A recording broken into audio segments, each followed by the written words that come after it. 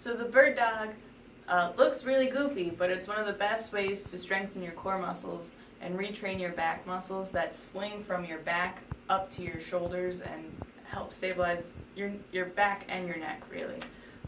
This is not the intense exercise that the plank is, but you are on all fours and there is a progression with this.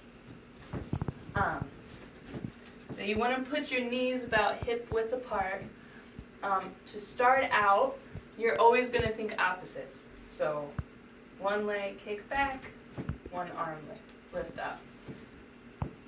Left leg kick back, right arm lift up.